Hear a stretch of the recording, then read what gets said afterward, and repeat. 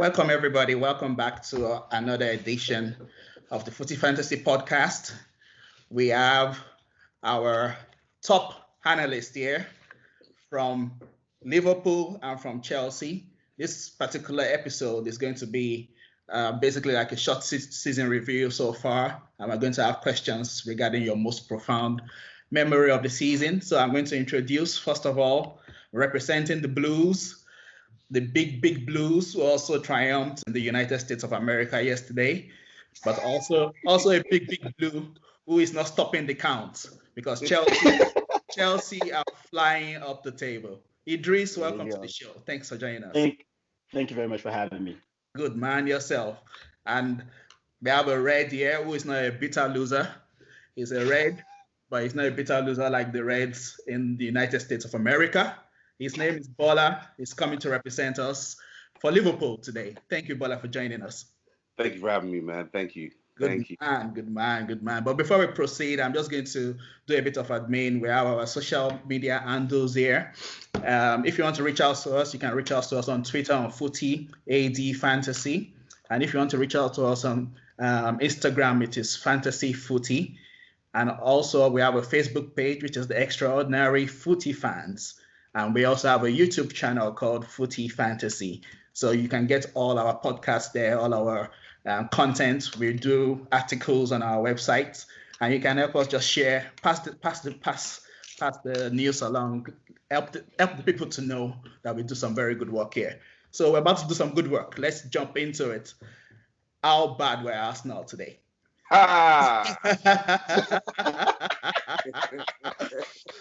Arsenal. Let's just throw out 2 minutes to fully dissect Arsenal getting smashed at home 3-0.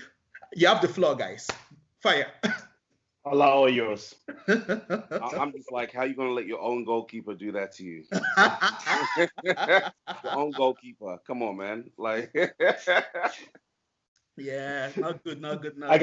I gotta say, like, as we were joking before the podcast started, like, it's just impressive to actually see that the first team goal is playing in the other team, and he had a pre-assist to the assist as he actually corrected me.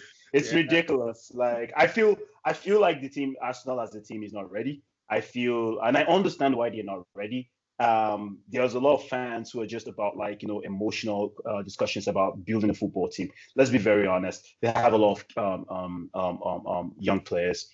Yeah, the senior players are not anywhere close to the level that they expect themselves to be. It's the honest truth. I don't want to say the Chelsea rejects. I mean, what are they doing? As much as Willian was likely that last year, any Arsenal fan understands the frustration of Chelsea fans watching Willian. We are not saying he's bad. We're not saying he's not all that. But the truth of the matter is, this is the same problem we've had with him for 8 years. So again, the team is just not ready. I was going to bring that up in the Facebook group. I was going to say, remember all the memes and Willian got a hat trick of assist on the first day, and that's been the highlight of the season. I don't think he's done anything good. Bola, what do you think? Before we round up this Arsenal segment, before they accuse us of being obsessed with them, let us just. You know what?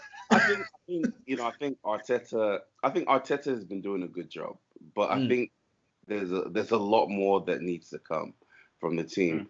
And to be honest, we're probably going to talk about this a little bit later on. You've got to give some respect to Aston Villa.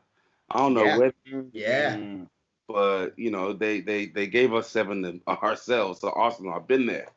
We've been there. So, but Aston Villa are a lot better than what we may have perceived them to be. Sure. Or at least they're being coached to that level. So, and another thing is, I don't think people realize the ownership group of Aston Villa spent quite a lot of money since they came in last season. Yes, they were just barely surviving relegation. Last season, they stuck with the coach, which is kind of unique. A lot of big clubs wouldn't do that, right? And they added a lot. They spent about 100 million or so last year. They're spending something close to that again this year. And they're getting a few loans. And people are like, oh, Chelsea spent 200 million. They're going to say, oh, but Liverpool didn't spend. But if you look at what they've done, steadying the ship, I mean, I'm still surprised with what they're doing. They look very well coached.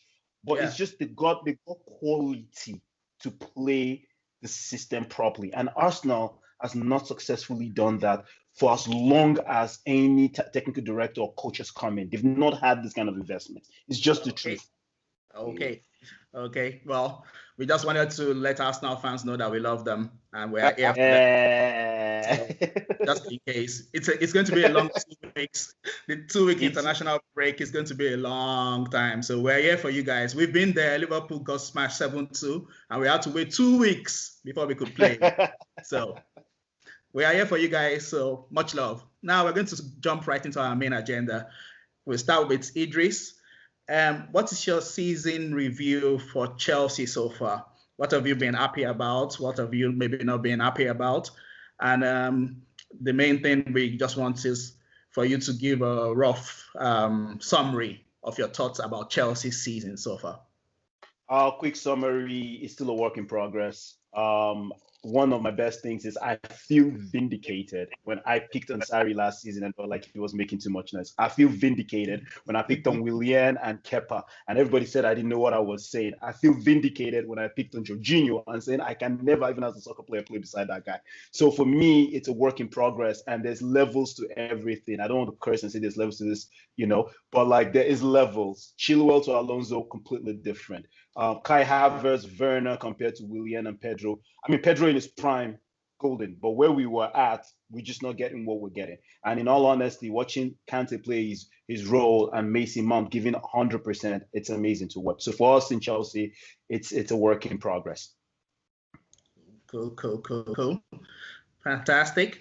For Bola, I'm going to throw that question to you too. What's your season review for Liverpool so far? And and what do you think? Do you think that's been a good start, or do you think there's things to be improved on? There are definitely things to be improved on. It's been a tough start. Injuries have hampered us this season. And we're only 8 games in. We've lost pretty much our entire defense. We just lost Trent Alexander-Arnold again today. Virgil van Dijk is out. Matip has been out. Had to bring in Nate Phillips and Reece Williams and two kids who, what we know of them as Liverpool fans, but like the general audience had no idea who these guys were. We've been really hampered, and I think that's really impacted us this season. So it's been tough, but I think we've persevered. Minus that one result, I think, we're 5-2-1.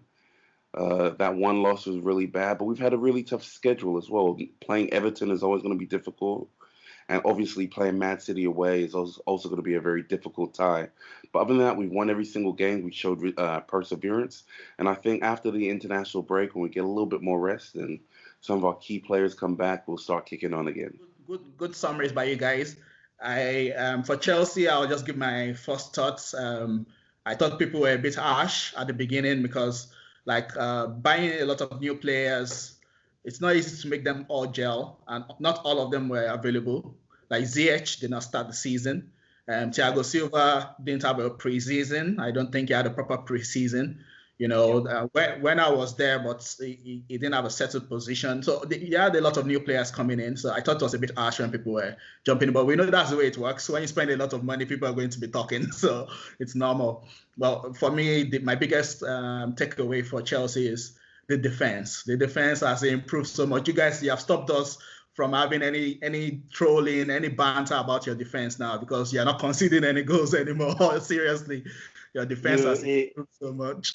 Talking about defense, like the average Chelsea player claps so excitedly when a normal crossing is being caught. We've suffered. Let's just put it that way. We have suffered. How good has Mendy been? Bro, just seeing a black goalie gives me black joy, and the fact that he's not crap. That's all I'm happy about. For Liverpool, as a Liverpool fan, I'm actually happy with the start because we've played City, we've played Everton away, City away, Chelsea away, we've played Arsenal. Okay, we know it's Arsenal, but we've played them and we've gotten our 3 points from them. But we also have played Leeds. We've played Leeds, who are a dangerous team. And we've also played, We've played a couple of tight game. West Ham have had a very good start to the season, so we managed to beat them because they took points off City. And we beat West Ham. So I'm happy with where we are, to be honest. I'm happy where we are. The injuries have not helped. Some of the decisions have not helped either. But we'll take what we get. We're 1 point off the top, so that's not too bad. So I'm going to stick with Bola now. Bola, what's your favored 11 if all Liverpool players were fit? Okay. Hypothetically, if all Liverpool players were fit, with all the great players we have in the squad now, can you just give me a rundown of your starting 11, the team you would use if we had a final tomorrow? Which team would you use if we had all our players fit? Okay. This is a lot more difficult than it would have been like previous years. I think we've made some really good signings and things are moving in a really positive direction. But I think the back five is obvious, right? So Alisson goal, Robertson, Van Dijk, Gomez or Matip. But I'm going to go with Gomez and then Trent Alexander-Arnold. The midfield is where it gets really tricky. Thiago's amazing. Like, just seeing that guy on the ball, it just changes us completely. So he has to come in. Captain Henderson is also fantastic.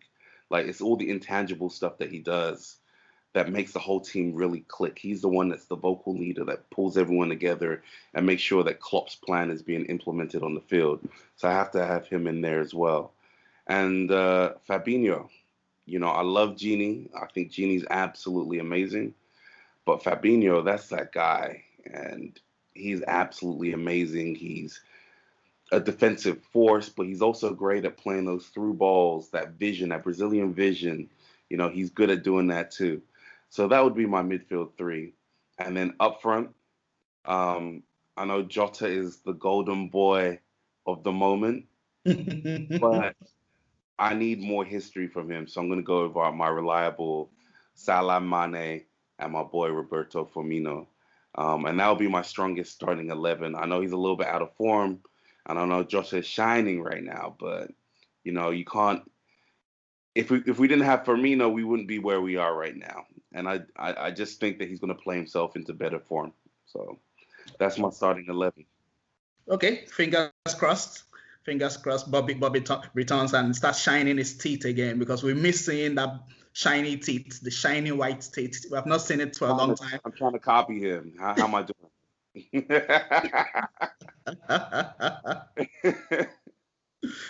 All right, Idris, we'll go to you. I'll throw the same question to you. Chelsea have fantastic squad now. They have great depth. So out of all the players you have, if you had a final tomorrow, which starting lineup would you have comprising 11 players? Man, it's really hard. I'm not gonna lie to you right now for Chelsea. It's like we have a situation where everybody's scoring, so I cannot really hate on. It's crazy. Bola is saying he wants to see history from Jota, and I'm like, in my own case, like who will I bench? But for now, based on injuries, because Pulisic, he just needs to be healthy and he's gonna deliver, right? And it's unfortunate, like that's where we are at right now in Chelsea. So I'll just say the back four remains the same. We flip between the elder statesman or Reece James. So I'll go Reece James for what he's been doing of late. On the right, on the left, definitely Chilwell. The other guys, I cannot wait to sell them in January for free or add them to something that we're selling. Definitely in the back, it's Mendy for sure. I am very grateful for Kepa for having injuries just to help us settle the situations, In the middle, the elder statesman, Thiago Silva, and the apprentice called Zuma. I'm happy with that. I would rather prefer Fikayo Tomori because I feel Fikayo Tomori is less error prone. But Zuma, man, what a rock he's been, and it's just because he's got like Thiago Silva beside him. In the middle, the general mops up, cleans up everywhere. N'Golo Kante, forever. We love him. Definitely don't want to ever see Jorginho in their game, but it is what it is. You always find a way to bring that guy in. But then in the middle, this is where it gets very beautiful for Chelsea because we played Kante and actually played him by Kai Havertz. And everybody looks at Kai Havertz like that slow guy, but reminds me of a technical, of a midfield Dmitry Berbatov that always seems to get his way in that sluggish way of moving, like a canoe kind of thing, but in the midfield, but it works. So Kai Havertz makes him mount with all the energy, 4-3-3, and on the top three, you have to play Hakim Ziyech. My goodness, he's not even 100% fit. I cannot believe he remained in Ajax till the age of 27, and we got him for 35 million. I cannot understand. Tammy Abraham up front because he gives us something that which is an outlet for a point man, and Timo Werner or Pulisic when he's fit. The honest truth about it, right now it's working. So I'm just grateful that it's working. Okay, not too bad, not too bad. So Caesar, Dave is not getting in your top first 11. Unfortunately, right now, with the way the young apprentice is working, he bumps forward. He has better delivery than Cesar Azpilicueta. Unfortunately, Cesar is supposed to be the strongest defensively, but right now, the last 3 games, Reece is not getting bullied. So I got to go with the young blood right now, man. Cool. I'm surprised you put Tammy up front. Because there's something Tammy gives us that I complained about in our first 3 games. If you're playing Timo Werner, he needs to run off the shoulder. The truth about the matter, and I never wanted to accept this, if Timo Werner was in Liverpool, he will bang ridiculous amount of goals. If he was in Man City, it fits him. The way Chelsea plays, I believe it will work for him right now. But there's something Tammy Abraham gives any team, or Bobby Firmino gives any team in the Premier League. There is no space for you like in the Bundesliga or in La Liga or in even in Serie A. The defenders will be close to you, and Timo always comes down to pick the ball. But when there's an outlet, Timo gets to run off the shoulder, and he becomes very ruthless in the box. So Tammy Giroud literally pulls, and that's what Firmino does that a lot of people don't appreciate. Fair enough. Good stuff. Thanks for the answers. We'll just fly ahead to the second question, which probably relates to what we've been talking about, about squad depth. We know the players we want to kick out. Like for Idris, we definitely know Idris wants to kick out Jorginho, Alonso, Emerson. So we know. Kepa, I'm missing Kepa. But the question is, which player or which position do you think needs improving in January? Which position in your squad do you think needs improvement? So if like Ibrahimovic came over and handed you a blank check and said, okay, improve one position, not you don't have to go and spend the money on buying a private jet, but buy a player to improve your team. Which player would that be? I think for Chelsea, to be very honest with you, we do have a couple of positions to fill. And I know it sounds very, people like, come on, guys, like how much candy do you want? Or how much money from the sugar daddy do you want? The truth is, if Mendy goes down today, we are all in panic mode in Chelsea, whether we like it or not. We have to tell Peter Cech to come back from the office. Everyone feels comfortable with Peter Cech than having to see Kepa. We do not have, Willy Caballero is okay, but we do not, as long as Kepa is on the balance sheet, they will find a way to always justify playing him so that they don't kill his market value. So we don't have the depth there at the back. Number 2, I would say CDM. If Kante goes down, we have nothing. So this is almost it's almost like Liverpool in the same situation. When Van Dijk went down, you guys are like, whoa. Then Fabinho went there, you're like, whoa, it's getting too close. It's getting too close to home, right? That's the same thing. Everything is looking good right now, but the truth of the matter is, if the CDM goes down and the goalie goes down, we're in big trouble. Mm-hmm. Fair enough. And I'll throw the same question to Bola. We know we have owners who are very economically responsible. So it's not like they would like to spend money and say, okay, they won't give you a blank check. Basically, they won't give you a blank check. But let's just say they give you a check and they say, okay, improve one position in our squad at the moment in January. One position. Which position would that be? Before it would have been a backup goalkeeper, but as soon as Van Dijk went down, it has to be a central defender. It's been so bad. Like our entire defense has gone down. Yeah. Like I said earlier, Trent went down today. Mm-hmm. That's huge. Trent. The only center back who's been consistent this year is Joe Gomez. And I love the brother, and I think he's still growing. He's still young, but he still has a lot to learn. And Virgil was that big rock that, we could leave him exposed on an island by himself and he'll clean up everything. And with him gone, I think that's a big vulnerability for our team. So, for me, it has to be a center back, a stud center back. Someone like Koulibaly might be a good person to pick up. I don't know about that kid from Schalke. The kid from Schalke, or the other kid from what's it called in the Bundesliga from not Salzburg. Upamecano. Yes. Like After Yeah. man, you put all those goals past him, I'm like, pass. We need someone that can really lock up and shore up that defense. I love Matip. I love all these other players, but they're all injury prone. And I just don't want to be in a situation again where we have two kids playing at center back. So that would be for me. Just going to go to the final question, which is about your most profound memory of the season so far. Liverpool have played 8 games in the Premier League, 3 games in the Champions League, and the Carabao Cup. So there's a good range of matches to choose from. So which for you is the most profound? Gave the most profound memory so far? Man, there's so many to choose from. Like last week, we played Atalanta, won 5-0. That was Jota's. It wasn't his breakout game, but he scored a hat trick. He was amazing. The team chemistry was perfect. They were moving like the good old days because Atalanta allowed us to play football. And we all know that's a big mistake when you play Liverpool. But I think the most profound game of the season has to be when Aston Villa came and chopped 7 against us, man. Like, geez. It was hot. It was hot. That was crazy. And I think it's when 2 goes in, it's bad. 3 goes in, it's bad. 4, 5. But once you start getting past that, you're like almost in like a place of peace. It's like, it can't get any worse. What was the difference between 6 and 7 and 8 and 9? It's all the same. Yes. But I'm glad that it happened because, especially so early on in the season, luckily we're still in shooting position for first. I know we didn't win today, and Leicester won, and Tottenham also won. So I think we're in 3rd or 4th. Yeah, 3rd. Yeah. 3rd position.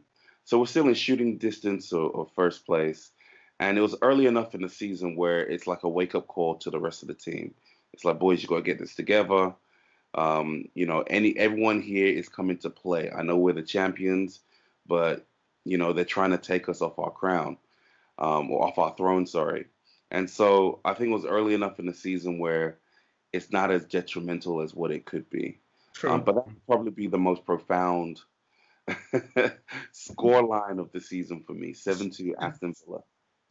Good man. Yeah, we had a lot of people thinking that Aston Villa maybe it was a fluke, but as we've seen, it wasn't a fluke from Aston Villa. So yeah, we can see they've smashed some other teams after that. So just say Arsenal. Say Arsenal. Egypt. No. I don't want to mention that name again before they start complaining. Arsenal. I'm just mad. I'm upset that no one wanted to bet with me that they'll finish high in the league.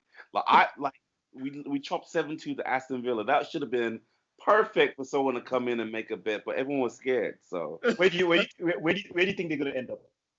Who? Liverpool? No, Arsenal. I say Arsenal. Aston Villa. They're interesting.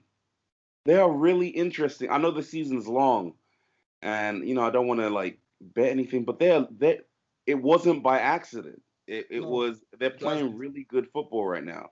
Yeah, very good football. They could definitely. I don't know if they can last the whole season, but they have no Europe. We all have a congested season coming up in December, which is going to get mad for anyone playing in Europe right now. So who knows? Could be another Leicester type season. Yeah. Okay, Idris, we're going to ask you the same question. The season so far for Chelsea, which is the most profound memory, good or bad, that you have? Bad. Like for me, it's I know mine are very anticlimactic, and for the reason where everyone just expected us to just come out of the bat and bam bam bam, you spend 200 million. I'll say the United one of two. Well, I'll just say the honorary mention is United game. When we had that tie, everybody was like, 2 crappy teams, such a boring game. What I saw in that game was finally 2 kg kind of way of playing, but Chelsea was able to manage the game. and not concede. And that gave birth to the run we're having right now. But the most profound for me was the one specific game before that, and was the Southampton game. And the reason I'm going to mention that Southampton game was we had played with a specific goalie before that game. His presence calmed the waters. And it's crazy. The goalie made some clean saves. Then we played with the elder statesman. No, I don't think we had played with Silver yet. No, we hadn't played with Silver. But it was very interesting to see how one player could impact the entire backline of a team. Because the starting lineup, the backline for that was Cesar Spilicueta, Christensen, Zuma, and Chilwell.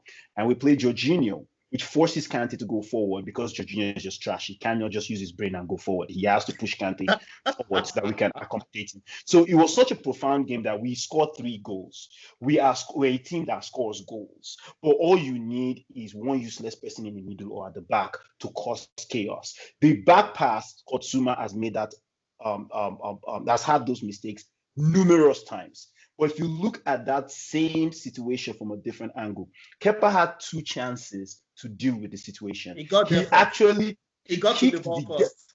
Bros, he missed the ball and kicked the player. So even if they did not allow game to play, that was a penalty and potential red. So there was just, at this moment, there is no band-aid situation with what we have. Christensen has always switched off and put Zuma in a lot of pressure. Jorginho, because of how crap he was, always invites pressure on the defense. So we already knew the spine that we need to take out and implant a new spine. That game was so profound. Goalie, crappy defenders, Christensen and Jorginho.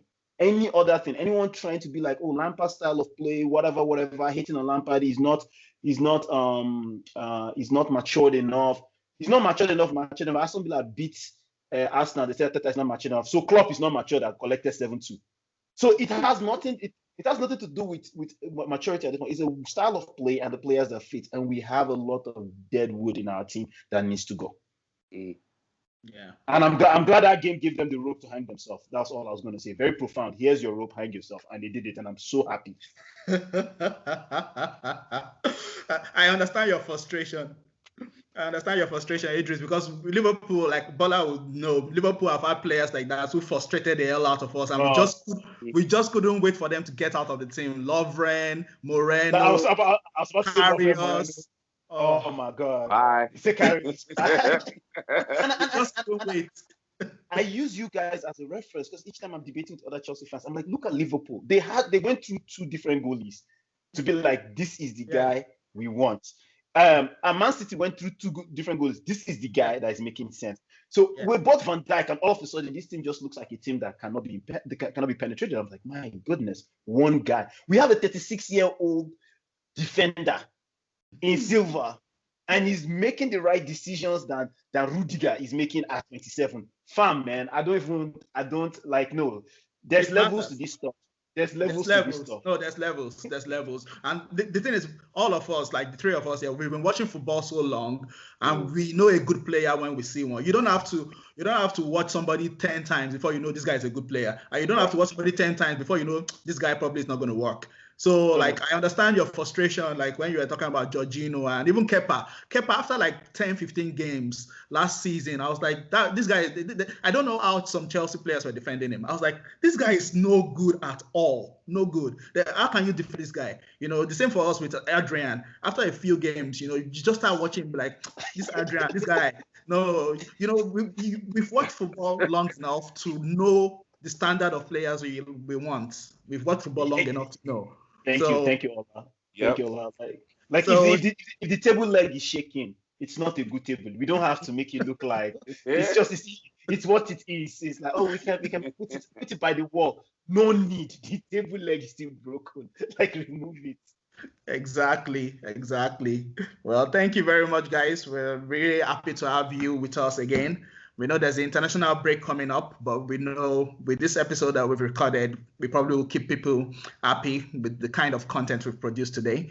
Thank you once again for showing up and joining us on this podcast. And once again, please do not forget to share our podcast, share our content. We'll continue putting out stuff over the international break so that people won't get too bored. At least we can keep them going. And hopefully all the players that are going away will go safely, come back safely without picking up coronavirus. Because that's a big issue. There's still that going on in the world. And we will also have our I'm going to do the FPL content for the Fantasy Premier League. So the who's out and who's not. So obviously last weekend, the last episode, I tipped Ziyech as the player to watch for who's out. And he proved it over the weekend by getting 2 assists. So, and the person who I tipped for not being out was Aubameyang, I think. And Aubameyang obviously is not hot. He signed that thing and then it's just not scoring anymore. We don't know what's happening. He signed the thing but can't score. So for your Fantasy Premier League update, there'll be one in the next episode. There won't be one today, but there'll be one in the next episode because we would have one after the international, coming up after the international break is over. So we'll know which players are injured, which players picked up coronavirus, or which players didn't. So thank you once again, and we hope to catch you next time. And thank you. Bola, thanks. Thank you. And Idris, thank you very much. Thank you very much. Thank you very much for having me. Cheers, everybody.